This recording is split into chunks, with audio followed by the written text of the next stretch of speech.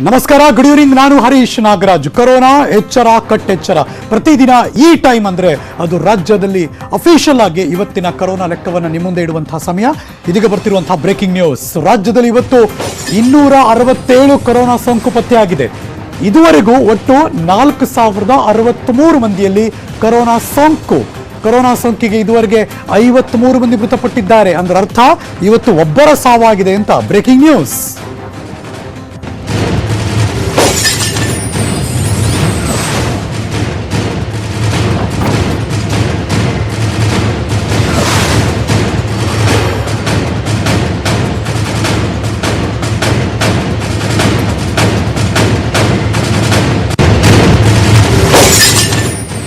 ಈ ಕ್ಷಣ ನೋಡ್ತಿರುವಂತಹ breaking news. ಇವತ್ತು ಬರೋಬ್ಬರಿ 267 ಕೇಸ್. ಅದರಲ್ಲಿ ಕಲಬುರಗಿಯಲ್ಲಿ 105. ಕಲಬುರಗಿ ಭಾಗ ನಿನ್ನೆ ಮೊನ್ನೆ ಇತ್ತು ಕಲಬುರಗಿ ಕಡೆ. ಉಡುಪಿಯಲ್ಲಿ ಇವತ್ತು 62 ಮಂದಿಗೆ ಕೊರೋನಾ ಸೋಂಕು ಪತ್ತೆ ಆಗಿದೆ.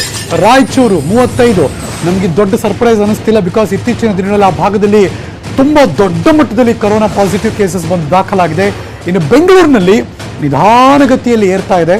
ಬಟ್ ಸ್ಟಿಲ್ ಕಳೆದ ಒಂದಷ್ಟು ದಿನಗಳಿಗೆ ಹೋಲಿಕೆ ಮಾಡಿದ್ರೆ ಇವತ್ತೊಂಚೂರು ಜಾಸ್ತಿನೇ. ಸುಮಾರು ಒಂದು 10, 12, 5, 12 ಹಿಂಗೆಲ್ಲ ಇತ್ತು. ಇವತ್ತು 20 ಆಗಿದೆ. ಇನ್ನು ಮಂಡ್ಯ ಭಾಗದಲ್ಲಿ 13 ಕೊರೋನಾ ಕೇಸ್ ಇವತ್ತು. ಯಾದಗಿರಿಯಲ್ಲಿ 9 ಮಂದಿಗೆ ಸೋಂಕು ಕಾಣಿಸ್ಕೊಂಡಿದೆ. ಕೊರೋನಾ ಸೋಂಕಿಗೆ ದಾವಣಗೆರೆಯಲ್ಲಿ ಇವತ್ತು ಓರ್ವ ಬಲಿಯಾಗಿದ್ದಾರೆ ಅಂತ ಮಾಹಿತಿ ಬರ್ತಾ ಇದೆ. ದಾವಣಗೆರೆಯಲ್ಲಿ 80 ವರ್ಷದ ಮಹಿಳೆಯೊಬ್ಬರು ಸಾವನ್ನಪ್ಪಿದ್ದಾರೆ ಕೊರೋನಾ ಸೋಂಕಿಗೆ. ಹಾಗಾಗಿ ಮೊನ್ನೆ 52 ಇತ್ತು, ನಿನ್ನೆ ಯಾವುದೇ ಸಾವಿನ ಪ್ರಕರಣ ಇರಲಿಲ್ಲ. ಇವತ್ತು ಮಗದೊಬ್ಬರು ಸಾವಿಗೆ ಬಲಿಯಾಗಿದ್ದಾರೆ. ಹಾಗಾಗಿ ಓವರಾಲ್ ಕರ್ನಾಟಕದಲ್ಲಿ ಕೊರೋನಾಗೆ ಬಲಿಯಾದವರ ಸಂಖ್ಯೆ ಆಯಿತು 53. ಇವತ್ತು ಒಂದೇ ದಿನ 267 ಕೇಸ್ ದಾಖಲಾಗಿದೆ ಕರ್ನಾಟಕದಲ್ಲಿ. ಇದನ್ನೂ ಒಳಗೊಂಡು ಓವರಾಲ್ ಟೋಟಲ್ ಕೊರೋನಾ ಕೌಂಟ್ ಆಯಿತು 4000 ಗಡಿ ದಾಟಿ ಮುಂದಕ್ಕೆ ಬಂದ್ವಿ. 4063. ಈ ಕ್ಷಣದ ಬ್ರೇಕಿಂಗ್ ನ್ಯೂಸ್.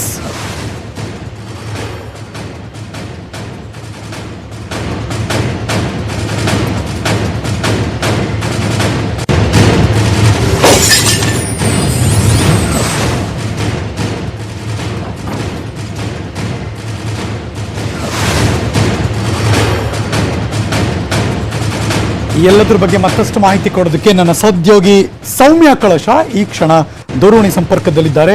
ಗುಡ್ ಈವ್ನಿಂಗ್ ಸೌಮ್ಯ.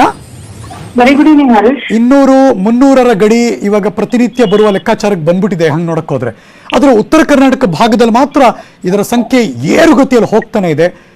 ಈ ದಕ್ಷಿಣ ಕರ್ನಾಟಕದ ಒಂದಷ್ಟು ಕಡಿಮೆ ಅಂತ ಅನಿಸ್ತಾ ಇದೆ. ಮಧ್ಯದಿಂದ ಮೇಲ್ಗಡೆ ತುಂಬಾ ಜಾಸ್ತಿ ಬರ್ತಾ ಇದೆ. ಇವತ್ತಿನ ಹೈಲೈಟ್ಸ್ ಏನು ಮೇಜರ್ ಆಗಿ? ಹೌದು ಹರೀಶ್, ಮೊದಲೆಲ್ಲ ನಮ್ಗೆ 100 ಬಂತು ಒಂದಿನ ಕೇಸ್ ಅಂತಂದ್ರೆ ಅದೇ ಒಂದು ದೊಡ್ಡ ಶಾಕ್ ತರ ಆಗ್ತಾ ಇತ್ತು. ಈಗ 100, 200 ಅನ್ನೋದು ಸರ್ವೇ ಸಾಮಾನ್ಯವಾದ ನಂಬರ್ಸ್ ಅನ್ನೋ ರೀತಿನಲ್ಲೇ ಆಗ್ತಾ ಇದೆ. ದುರದೃಷ್ಟಕರ ಬೆಳವಣಿಗೆ ಇದು ನಿಜ. ಆದ್ರೆ ಉತ್ತರ ಕರ್ನಾಟಕ ಭಾಗದಲ್ಲಿ ಹೆಚ್ಚು ಕೇಸಸ್ ನಾವು ನೋಡೋದಿಕ್ಕೆ 2 ಪ್ರಮುಖ ಕಾರಣಗಳನ್ನು ನಾವು ನೋಡ್ಬೋದು. ಒಂದು, ಅಲ್ಲಿಂದ ಉತ್ತರ ಕರ್ನಾಟಕ ಭಾಗದಿಂದ ಮಹಾರಾಷ್ಟ್ರ ಮತ್ತು ಬೇರೆ ರಾಜ್ಯಗಳಿಗೆ ಕೆಲಸದ ನಿಮಿತ್ತ ಅಥವಾ ಬೇರೆ ಕೂಲಿಯನ್ನ ಅರಸಿ ಹೋಗುವಂತವರ ಸಂಖ್ಯೆ ಜಾಸ್ತಿ ಇದೆ. ಯಾಕೆಂದ್ರೆ ಅಲ್ಲಿ ಬರಗಾಲ ಕೂಡ ಜಾಸ್ತಿ. ಬರಗಾಲ ಜಾಸ್ತಿ ಇದ್ದಂತಹ ಪ್ರದೇಶಗಳಿಂದ ಹೆಚ್ಚು ಜನ ವಲಸೆ ಹೋಗುವಂತವ್ರು ಇರ್ತಾರೆ. ಸೊ ಅವರೆಲ್ಲ ಬಹುಶಃ ಮರಳಿ ಮನೆಗೆ ಬರ್ತಾ ಇದ್ದಾರೆ. ಸೊ ಆ ಒಂದು ಕಾರಣ. ಎರಡನೇ ಕಾರಣ ಅಂದ್ರೆ ಅಲ್ಲಿ ಪರೀಕ್ಷೆಗಳ ಸಂಖ್ಯೆ ಜಾಸ್ತಿ ಆಗ್ತಾ ಇದೆ. ಜಾಸ್ತಿ ಸ್ಯಾಂಪಲ್ಸ್ ನ ಕಲೆಕ್ಟ್ ಮಾಡ್ತಾ ಇದ್ದಾರೆ, ಜಾಸ್ತಿ ಟೆಸ್ಟಿಂಗ್ ಮಾಡ್ತಾ ಇದ್ದಾರೆ. ಸೊ ಜಾಸ್ತಿ ರಿಪೋರ್ಟ್ ಬರ್ತಾ ಇದೆ. ಸೊ ಈ 2 ಪ್ರಮುಖ ಕಾರಣಗಳಿಂದ ನಾವು ಉತ್ತರ ಕರ್ನಾಟಕ ಭಾಗದಲ್ಲಿ ಹೆಚ್ಚು ಪ್ರಕರಣಗಳನ್ನ ನಾವು ನೋಡ್ತಾ ಇದ್ದೀವಿ. ಇದು ಒಂದು ಪ್ರವಾಹದ ರೀತಿಯಲ್ಲಿ ಈಗ ಬರ್ತಾ ಇರುವಂತದ್ದು ಕೊರೋನಾ ಸೋಂಕಿತರ ಒಂದು ಸಂಖ್ಯೆಯನ್ನು ನಾವು ನೋಡ್ತಾ ಇದೀವಿ. ಈ ಪ್ರವಾಹ ಹೀಗೆ ಒಂದಷ್ಟು ಸಮಯ ಮುಂದುವರಿಯುತ್ತೆ, ನಂತರ ಅದು ತಗ್ಗುತ್ತೆ ಅಂತ. ಸೊ ಒಂದು ಅಂದಾಜಿನ ಪ್ರಕಾರ ಒಂದು ಇಡೀ ಪಾಪ್ಯುಲೇಷನ್ ಏನಿದೆ, ಆ ಪಾಪ್ಯುಲೇಷನ್ ನ ಬಹುಭಾಗ ಪೀಡಿತರಾಗಿ ಗುಣಮುಖರಾದ್ರೆ ಅಲ್ಲಿಗೆ ಅದು ಒಂದು ಕಂಟ್ರೋಲಿಗೆ ಬಂತು ಅನ್ನೋದನ್ನು ಇವಾಗ ವಿಜ್ಞಾನಿಗಳು ಕಂಡುಕೊಳ್ತಾ ಇದ್ದಾರೆ. ಇದಕ್ಕೆ ಮುಖ್ಯ ಕಾರಣ ಏನಂದ್ರೆ ದೇಹದಲ್ಲಿ ಆಂಟಿಬಾಡೀಸ್ ರೆಡಿ ಆಗ್ಬೇಕು ಅಂತ. ಸೊ ಇವತ್ತಿನ ಬುಲೆಟಿನ್ ನಲ್ಲಿ ನಾವು ನೋಡ್ತಾ ಇರುವಂತಹ ಅತಿ ಹೆಚ್ಚು ಸಂಖ್ಯೆಯ ಸೋಂಕಿತರೆಲ್ಲರೂ ಕೂಡ ಮಹಾರಾಷ್ಟ್ರದಿಂದ ಮತ್ತು ಬೇರೆ ರಾಜ್ಯದಿಂದ ಅಂದ್ರೆ ಮಿನಿಮಮ್ ಇನ್ನೊಂದು 4 ತಿಂಗಳು ಬೇಕೇ ಬೇಕು. ಆ ತರದಲ್ಲಿ ಒಂದು ಪೀಕ್ ಹೋಗಿ ಮತ್ತೆ ವಾಪಸ್ ಬರೋದು ಅಂತ ಅನ್ಸುತ್ತೆ. ಥ್ಯಾಂಕ್ ಯು ಸೋ ಮಚ್ ಸೌಮ್ಯ ಕಳಸ ಈ ಕ್ಷಣದ ಮಾಹಿತಿಗಾಗಿ. ಇವತ್ತು ರಾಜ್ಯದಲ್ಲಿ 267 ಕೊರೋನಾ ಸೋಂಕು ಪತ್ತೆಯಾಗಿದೆ. ಅದರಲ್ಲೂ ದೊಡ್ಡ ಮಟ್ಟದ ಬ್ರೇಕಿಂಗ್ ನ್ಯೂಸ್ ನೋಡಿ. ಈಗ ಕಲಬುರಗಿ ಭಾಗ ಬರೋಬ್ಬರಿ 105 ಕೇಸ್. ನಿನ್ನೆ ತನಕ ಕರ್ನಾಟಕದ 30 ಜಿಲ್ಲೆಯಲ್ಲಿ ನಂಬರ್ 1 ಪ್ಲೇಸ್ ಉಡುಪಿ ಭಾಗಕ್ಕಿದ್ರೆ ಇವತ್ತು ಫುಲ್ ಅದರ ಸೀನೆ ಚೇಂಜ್. ಕಲಬುರಗಿಯಲ್ಲಿ ಇವಾಗ 105 ಬಂತ, ಅಲ್ಲಿ ಮುಗೀತು. 500 ಗಡಿ ದಾಟಿತು ಕಲಬುರಗಿಯಲ್ಲಿ 510 ಮಂದಿ over all corona count. Breaking news.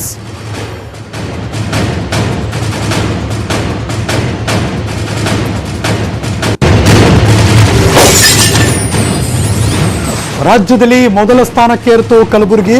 105ಕ್ಕೆ 105 ಅಷ್ಟೂ ಜನ ಮಹಾರಾಷ್ಟ್ರದ ಲಿಂಕಿಂದ ಬಂದವರು ಅಂತ ಈಗ ಬರ್ತಿರುವಂತಹ ಬ್ರೇಕಿಂಗ್ ನ್ಯೂಸ್ ಹೇಳ್ತಾ ಇದೆ. ಅದೇ ದೊಡ್ಡ ಮಟ್ಟದ ಟೆನ್ಷನ್. ನನ್ನ ಸಹೋದ್ಯೋಗಿ ಶಿವರಾಮ್ ಅಸುಂಡಿ ಈ ಕ್ಷಣ ಕಲಬುರಗಿಯಿಂದ ದೂರವಾಣಿ ಸಂಪರ್ಕದಲ್ಲಿದ್ದಾರೆ. Good evening Shivaram. Good evening Harish. ಕರ್ನಾಟಕಕ್ಕೆ ಕೊರೋನಾ ಶುರುವಾದಾಗ್ಲೂ ಕಲಬುರಗಿ ಕಡೆ ತಿರುಗಿ ನೋಡಿದ್ವಿ. ಈಗ 2.5 ತಿಂಗಳಾದ್ಮೇಲೆ ಮತ್ತೆ ಕಲಬುರಗಿ ಕಡೆ ನೋಡ್ತಿದ್ವಿ. ನಂಬರ್ 1 ಪ್ಲೇಸ್ ಅಲ್ಲಿ ಇದೆ ಈಗ ಅಂತ. ಹೆಂಗಿದೆ ಸಿಚುವೇಶನ್? ಖಂಡಿತ ಹರೀಶ್, ಯಾಕಂದ್ರೆ ಕಲಬುರಗಿನಲ್ಲಿ ಏನ್ ಸೋಂಕಿತರ ಸಂಖ್ಯೆ ದಿನೇ ದಿನೇ ಏರಿಕೆ ಆಗ್ತದೆ. ಅದರಲ್ಲೂ ಸಹ ಕಳೆದ ಒಂದು ವಾರದಲ್ಲಿ ಅತಿ ಹೆಚ್ಚು ಪ್ರಕರಣಗಳು ಇಲ್ಲಿ ಕಂಡು ಬಂದಿದೆ ಜಿಲ್ಲೆನಲ್ಲಿ. ನಿನ್ನೆ ಒಂದೇ 100 ಪ್ರಕರಣಗಳು ದೃಢಪಟ್ಟಿದ್ವು. ಇವತ್ತು 105. ಅದರ ಸಂಖ್ಯೆ ಮತ್ತಷ್ಟು ಏರಿಕೆ ಆಗಿದೆ. 2 ದಿನಗಳ ಕಾಲ ಶತಕ ಬಾರಿಸಿದೆ ಅಂತ ಹೇಳ್ಬೋದು. ಒಟ್ಟು ಇಲ್ಲಿ 510 ಪ್ರಕರಣಗಳು ದೃಢಪಟ್ಟಿವೆ. ಹೀಗಾಗಿ ಒಂದು ರೀತಿಯಲ್ಲಿ ಕಲಬುರಗಿ ಜಿಲ್ಲೆನಲ್ಲಿ ತಲ್ಲೊಂದು ವಾತಾವರಣ ನಿರ್ಮಾಣವಾಗಿದೆ. ಇವತ್ತೇ 105 ಪ್ರಕರಣಗಳು ಬಂದಿವೆ. ಅದರಲ್ಲಿ 30 ಜನ ಮಕ್ಕಳು ಇರೋದು ವಿಶೇಷವಾಗಿದೆ ಮತ್ತು 25 ಜನ ಮಹಿಳೆಯರಿದ್ದಾರೆ ಮತ್ತು 50 ಜನ ಪುರುಷರಿದ್ದಾರೆ. ಇವರೆಲ್ಲರೂ ಸಹ 105 ಜನರು ಸಹ ಮಹಾರಾಷ್ಟ್ರದಿಂದ ವಾಪಸ್. ಇವರೆಲ್ಲರೂ ಸಹ ಕ್ವಾರಂಟೈನ್ ಕೇಂದ್ರದಲ್ಲಿ ಇಡಲಾಗಿದೆ. ಒಂದೇನಂದ್ರೆ ಈಗ ಕ್ವಾರಂಟೈನ್ ಕೇಂದ್ರದಲ್ಲೂ ಸಹ ಈ ಒಂದು ಬೆಳವಣಿಗೆಗಳು ಒಂದು ರೀತಿಯಲ್ಲಿ ತಲ್ಲಣದ ವಾತಾವರಣ ಸೃಷ್ಟಿ ಮಾಡಿದ್ರೆ. ಯಾಕಂದ್ರೆ ಅಲ್ಲಿನ ಸ್ಥಿತಿಗತಿಗಳು ನೋಡಿದಾಗ ಖಂಡಿತವಾಗಿಯೂ ಅಲ್ಲಿದ್ದ ಬೇರೆಯವ್ರಿಗೂ ಸಹ ಇದು ಸೋಂಕು ವ್ಯಾಪಿಸುವಂತ ಎಲ್ಲಾ ಸಾಧ್ಯತೆಗಳಿದ್ದಾವೆ. ಯಾರು ಕ್ವಾರಂಟೈನ್ ಇದ್ರು ಅವ್ರು ಯಾರು ಹೊರಗಡೆ ಓಡಾಡಿಲ್ಲ, ಸೊ ಹಾಗಾಗಿ ಬೇರೆಯವ್ರಿಗೆ ಹರಡುವಂತ ಚಾನ್ಸಸ್ ಕಡಿಮೆನಾ? ಖಂಡಿತ. ಆದ್ರೆ ಒಂದು ಹರೀಶ್, ಇಲ್ಲಿ ಈಗ ಜಿಲ್ಲಾಡಳಿತ ಮತ್ತು ಆರೋಗ್ಯ ಇಲಾಖೆ ಮಾಡಿದ ಸಣ್ಣ ಪುಟ್ಟ ತಪ್ಪಿನಿಂದಾಗಿ ಬೇರೆ ಕಡೆ ಹರಡುವಂತ ಸಾಧ್ಯತೆಗಳು ಇದಾವೆ. ಯಾಕಂದ್ರೆ ಕಳೆದ ಒಂದು 2-3 ದಿನದಲ್ಲಿ ಏನಂದ್ರೆ 10ಕ್ಕೂ ಹೆಚ್ಚು ಜನರಿಗೆ ಅಂದ್ರೆ ಎರಡನೇ ಸ್ಯಾಂಪಲ್ ವರದಿ ಬರೋಕ್ಕಿಂತ ಮುಂಚಿತವಾಗಿ ಅವ್ರನ್ನ ಮನೆಗೆ ಕಳ್ಸಿಕೊಡ್ಲಾಗಿತ್ತು.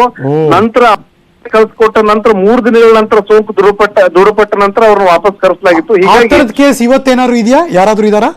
ಇವತ್ತು ಚೆಕ್ ಮಾಡ್ಬೇಕು ಹರೀಶ್. ಯಾಕಂದ್ರೆ ಇವತ್ತಿನ ಈಗ ತಾನೇ ಬಂದಿದೆ ವರದಿ. ಹೀಗಾಗಿ ಚೆಕ್ ಮಾಡ್ಬೇಕು. ಬಟ್ ಇದೇನು ಏನು ಬೆಳವಣಿಗೆಗಳು ನಡೀತಾ ಇದೆ, ಖಂಡಿತವಾಗಿಯೂ ಬೇರೆಯವ್ರಿಗೂ ಹರಡುವಂತ ಎಲ್ಲಾ ಸಾಧ್ಯತೆಗಳಿದಾವೆ Harish. Very true. I think ನೀವು ಅದನ್ನ ಚೆಕ್ ಮಾಡಿ ನೆಕ್ಸ್ಟ್ ನ್ಯೂಸ್ ಅಲ್ಲಿ ಮತ್ತೆ ವಾಪಸ್ ಬರ್ತೀನಿ ನಾನು. Thank you so much Shivarama Sondi ಈ ಕ್ಷಣದ ಮಾಹಿತಿಗಾಗಿ. ಕಲಬುರಗಿ ಇವತ್ತು ರಾಜ್ಯದಲ್ಲಿ ನಂಬರ್ 1 ಪ್ಲೇಸ್. 510 ಸೋಂಕಿತರಿದ್ದಾರೆ ಕಲಬುರಗಿಯಲ್ಲಿ. ಇವತ್ತೊಂದೇ ದಿನ 105 ಜನಕ್ಕೆ ಪಾಸಿಟಿವ್ ಬಂದಿದೆ.